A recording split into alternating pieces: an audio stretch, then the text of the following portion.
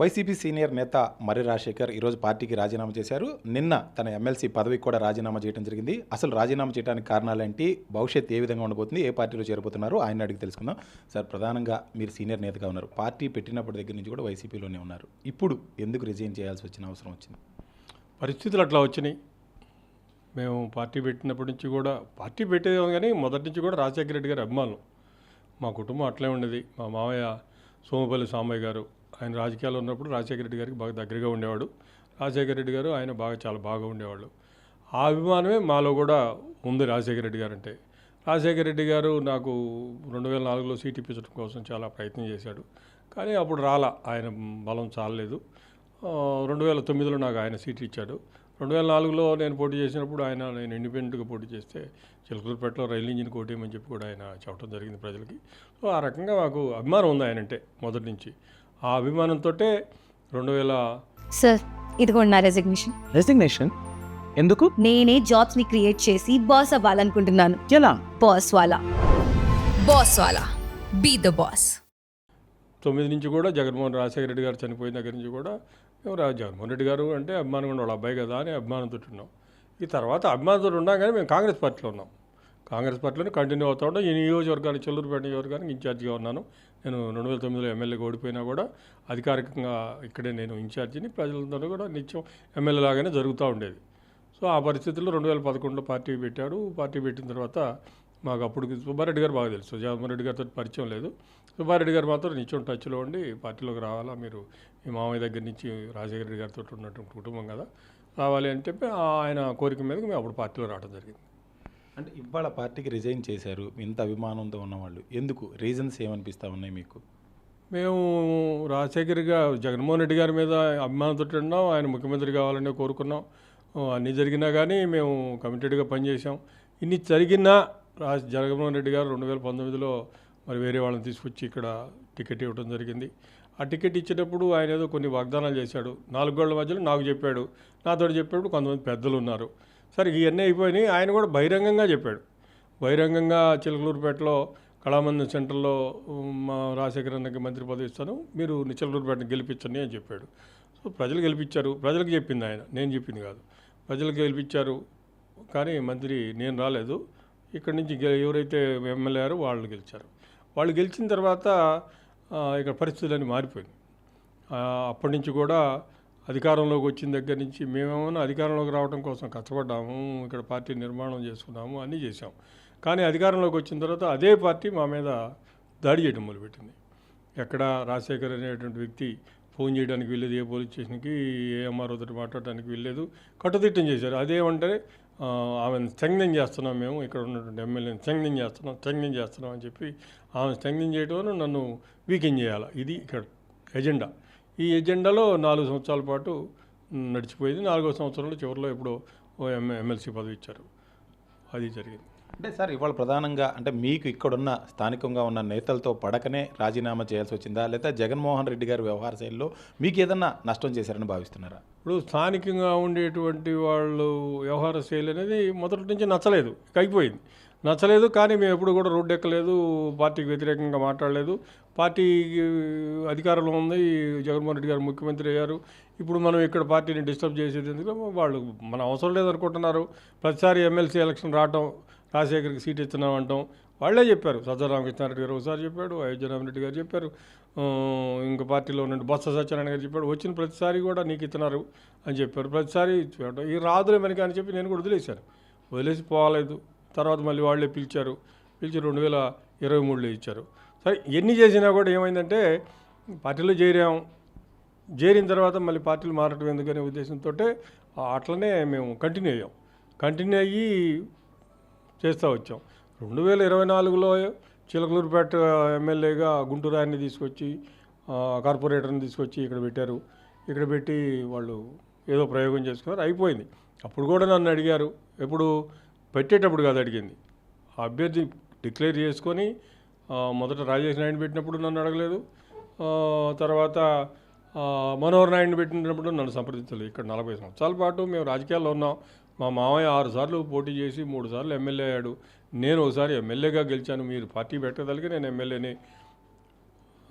అటువంటిది ఇక్కడ ప్రజల్లో ఉండేటువంటి కుటుంబం మాది. మమ్మల్ని కనీసం సంప్రదించకుండా కూడా మీరు ముందు రాజేష్ నాయుడిని పెట్టి సమన్వయకర్తగా, మరలా అతను తీసేసి మనోహర్ నాయుడిని పెట్టి మీరు నిర్ణయించుకొని అతను డిక్లేర్ చేసిన తర్వాత నన్ను పిలిచారు. పిలిచి అతనికి పని చేయండి, ఆ పార్టీని గెలిపించండి అన్నారు. ఏముంది సార్ గెలిపించడానికి? ఇక్కడ ఏముంది మీకు చేసినానికి? 5 సంవత్సరాల పాటు నన్ను ఇబ్బంది పెట్టారు. నన్ను ఇబ్బంది పెట్టారు, నా కార్యకర్తలను ఇబ్బంది పెట్టారు. ఇప్పుడు నేను ఏం పోతాను మీద వాళ్ళ దగ్గరికి పోయి ఏం చెప్పాలా? చెప్పే పరిస్థితి మీరు చేయకపోగా మర్రి రాజశేఖర్ అనేవాడికి వైసీపీలో ఏమీ లేదని చెప్పి నన్ను సంప్రదించకుండా, నాకు తెలియకుండా మీరు 2 క్యాండిడేట్లను ఇక్కడ సమన్వయకర్తలకు ప్రకటించుకొని మీ అంతటి మీరే ప్రజలకు ఒక మెసేజ్ ఇచ్చారు కార్యకర్తలకి. రాజశేఖర్ అనేవాడికి వైసీపీలో ఏం లేదు, అతనికి ఒక ఎమ్మెల్సీ ఇచ్చాం, ఇకంతే అతను అనేది ఒక మెసేజ్ మీరు పంపించారు. మీరు పంపించండి, నేనేం అనలేదు కదా. మేము వెళ్ళకుండా కూర్చున్నాను, నా తిప్పలేదు, నేను పడతాను, నా పని మీరు అప్పచెప్పిన పని ఎక్కడెక్కడో అప్పచెప్పారు, అవన్నీ తిరిగి చేస్తా ఉన్నానని చెప్పారు. కాదు ఇక్కడ చేయాలి అది అని జగన్మోహన్ రెడ్డి గారు అన్నాడు. చేయాలన్నప్పుడు ఇంకా ఏదో అడిగాడు ఆయన. గెలవడండి అని చెప్పాను నేను. గెలవదండి వైసీపీ అక్కడ గెలవదని చెప్పాను. సరే నువ్వు చేసే పని వాళ్ళని గెలవమనండి, నేను ఆయన వాళ్ళు పిలిచిన కాడికి పోయి మీటింగ్ చెప్తాను అని చెప్పాను, వచ్చాను. మళ్ళీ తర్వాత సజ్జల రామకృష్ణారెడ్డి గారు వార్ రూమ్ కనిపించాడు. ఆ వార్ రూమ్లో కూడా ఇదే అడిగాడు. ముందు గెలుస్తాడా అన్నాడు. గెలవడండి అని చెప్పాను. గెలవడండి అని చెప్పిన తర్వాత సరే బాధ్యత నేను తీసుకోరండి, మీరు అతను వాళ్ళు ఎన్నికలు చేసుకుంటారు కదా, నన్ను ఎక్కడికి నా అవసరం ఎక్కడ ఉందనుకుంటే వాళ్ళు పిలవమనండి. వాళ్ళు పిలిస్తే అక్కడికి పోయి మీటింగ్ చెబుతాను. నేను బాధ్యత తీసుకొని నేను చేసేవాడిని కాదు, చేసేటట్టుగా మీరు చేయలేదు. నాకు పోయినసారి ఏదైనా బాధ్యతలు అప్పచెప్పి మమ్మల్ని కూడా గౌరవించినట్టుదే మీరు నేను తిరిగి చేయడానికి కూడా చెప్పాం. మనం అందరం చేశాం కదా, మళ్ళీ మనం పార్టీకి చేయాలని చెప్పి నాకు కూడా హక్కు ఉండేది. ఆ హక్కు లేకుండా మా వాళ్ళందరినీ ఇబ్బంది పెట్టి క్రిమినల్ కేసులు పెట్టి చాలా ఇబ్బందులకు గురి చేశారు. కాబట్టి నేను పార్టీకి చేస్తాను. పార్టీకి చేయడం అంటే వాళ్ళు నన్ను ఎక్కడికి పిలిస్తే అక్కడికి పోతాను, వాళ్ళతో పాటు తిరుగుతాను, మీటింగ్ చెప్తాను అని చెప్పాను. అట్టే వాళ్ళు పిలిచిన కాడికి వెళ్ళి నేను ఎక్కడ రానని చెప్పలేదు, పిలిచిన కాడికి వెళ్ళాను చెప్పాను. చెప్పి ఆ రకంగా చేశాను. సరే ఉన్నాం, అధికార పార్టీ అయిపోయింది, అధికారం పోయింది, ప్రతిపక్షంలోకి వచ్చాం. ప్రతిపక్షంలోకి వచ్చిన తర్వాత వీళ్ళు నాకు ఏదైనా అవకాశం కల్పిస్తారని చెప్పి అతను అనుకున్నప్పుడు జగన్మోహన్ రెడ్డి గారే ఒకరోజు ఏదో తాడేపల్లిలో కూర్చున్నప్పుడు మాట్లాడిన సందర్భంలో ఆయన ఏంటంటే మీ ఆవిడని చిలకలూరుపేటలో ఇన్ఛార్జికి పెట్టన్నాడు. ఇన్ఛార్జి ఆవిడని పెట్టేది ఏంటంటే ప్రతిపక్షంలో వాళ్ళు ఏం చేస్తారు, నేను ఎమ్మెల్సీగా ఉన్నాను, నేను మాట్లాడాలా అన్నాను. సరే అట్టయితే నువ్వే ఉండలే అన్నాడు.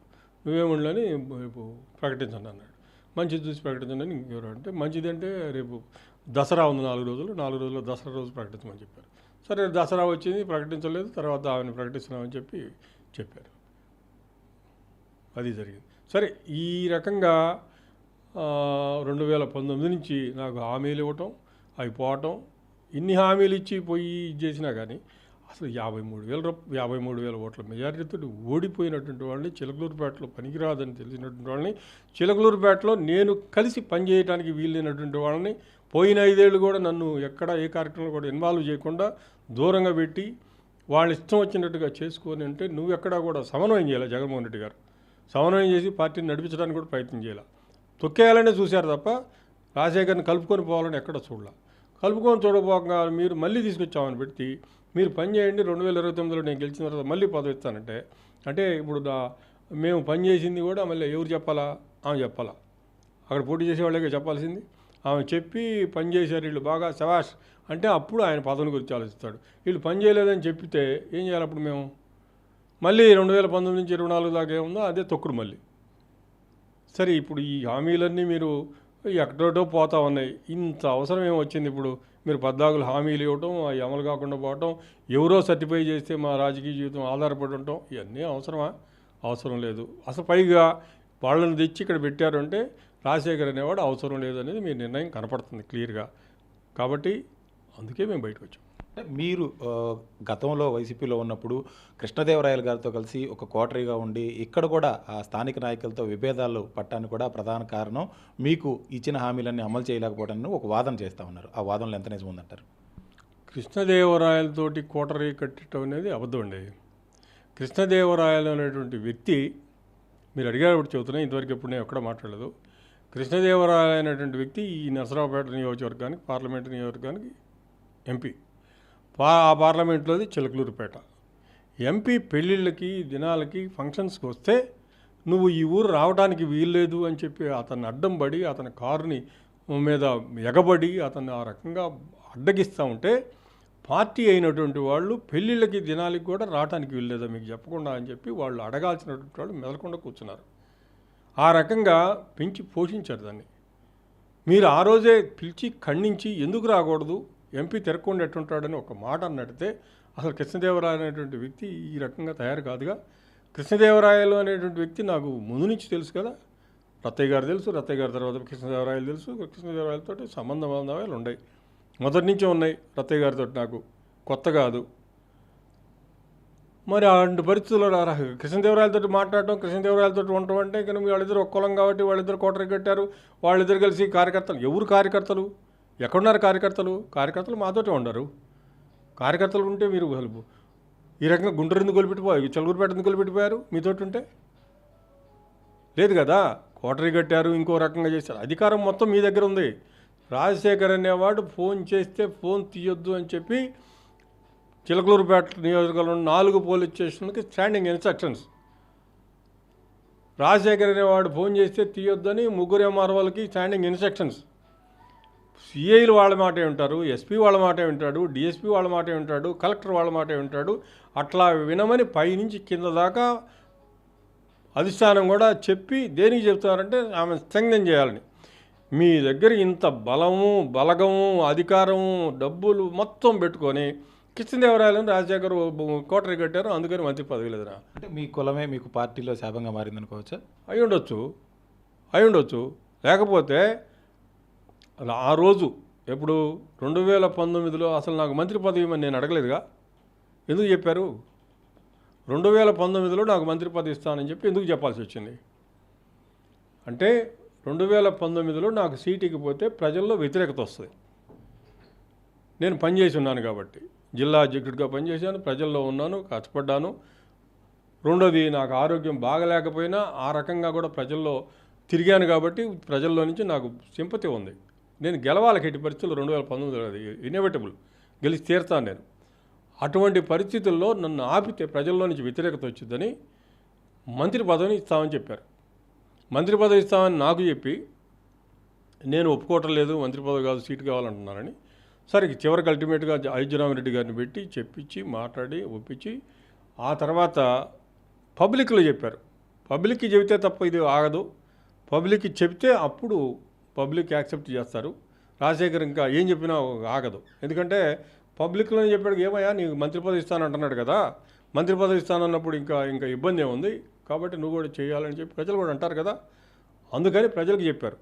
ప్రజలకి చెప్పి ఓట్లు వేయించుకొని ఆ తర్వాత మంత్రి పదవిలా ఎందుకు చెప్పారు? నేను అడిగానా మిమ్మల్ని మంత్రి పదవి ఇవ్వని? నేను అడిగానా మిమ్మల్ని ఎమ్మెల్సీ పదవి ఇవ్వని? అన్నీ మీరే చెప్పారు కదా.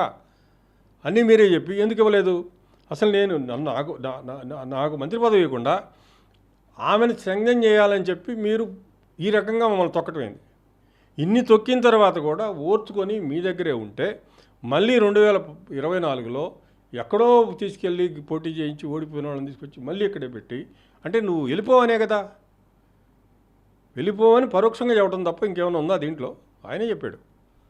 టీడీపీలో జాయిన్ అయిపోతున్నారా? ఎప్పుడు జాయిన్ అయిపోతున్నారు? ఇంకా ఏం డేట్ అనుకోలేదండి.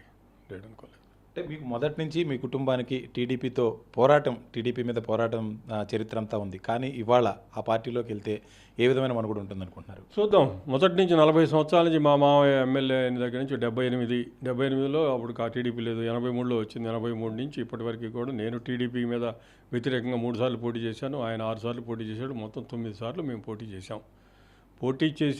ఏ పార్టీలో ఉన్నా ఎవరున్నా మాకు వ్యక్తిగతమైనటువంటి తగాదలు, వ్యక్తిగతమైనటువంటి దేశాలు మాత్రం ఎవరి మీద లేవు, ఎక్కడా లేదు. పొలిటికల్గా మాత్రం ఫైట్ చేస్తాం. వాళ్ళు ఆ పార్టీలో ఉంటారు, ఎక్కడ తగ్గం ఆ కమిట్మెంటు. అందుకు ఉన్నాం కాబట్టి మాతోటి ఉన్నటువంటి బలహీన వర్గాలు మొత్తం కూడా మాతోటి కులానికి అతీతంగా మాతోటి ఉన్నారు. మేము వాళ్ళ కోసం నిలబడతాం, ఎంత ఇదైనా పోతాం. సరే, ఇప్పుడు టీడీపీలోకి వెళ్తున్నాము. టీడీపీలోకి వెళ్ళిన తర్వాత వాళ్ళు ట్రీట్ చేస్తారు ఏంటంటే, నేను మాట్లాడే విధానాన్ని బట్టి, నా ప్రవర్తన బట్టి ఉంటుంది. నేను వైసీపీలో ఉన్నానుగా, అన్ని కులాలు బాగానే చూశారు కదా నన్ను. అక్కడ మాత్రం ఎందుకు ఉంటుంది? తగాద ఎందుకు వచ్చింది? మీకు దాదాపు 6 ఏళ్ల ఎమ్మెల్సీ పదవిలో చాలా కాలం ఇంకా మీకు పదవి ఉంది. కానీ పదవి ఎమ్మెల్సీకి కూడా రిజైన్ చేశారు కాబట్టి టీడీపీ నుంచి ఏమన్నా హామీలు ఉన్నాయా? ఇటువంటి హామీలు ఏమైనా ఇచ్చారా? ఏ హామీలు లేవండి. అన్కండిషనల్గా జరుగుతుంది. చిలకలూరుపేటలో రాజకీయ వైరం మునుముందు ఏ విధంగా ఉండబోతుంది? ఏ విధంగా చూడబోతున్నారు? రాజకీయం వైరమే ఉంటుంది. ఇప్పుడు పార్టీ వాళ్ళది, చూద్దాం. జగన్మోహన్ రెడ్డి గారు కోరి తెచ్చుకున్నాడు కదా, చూద్దాం ఏం జరిగింది. Okay, thank you. ఇది పరిస్థితి. రానున్న రోజుల్లో ఇప్పటికే చాలా పెద్ద ఎత్తున కూడా టీడీపీ మీద గతంలో 40 ఏళ్ళ నుంచి కూడా పోరాడుతూ ఉన్నాం. అయితే ఇప్పుడు టీడీపీలో చేరబోతున్నాం. మున్ముందు నా ప్రవర్తన బట్టి నా రాజకీయ భవిష్యత్తు ఏ విధంగా ఉంటుందనేది అటు కార్యకర్తలు అభిమానులంతా కూడా నిర్ణయిస్తారని చెప్పేసి మరి రాజశేఖర్ చెప్తున్నారు. కెమెరామెన్ నాగరాజుతో నాగరాజు, టీవీ 9, చిలకలూరుపేట, పల్నాడు జిల్లా.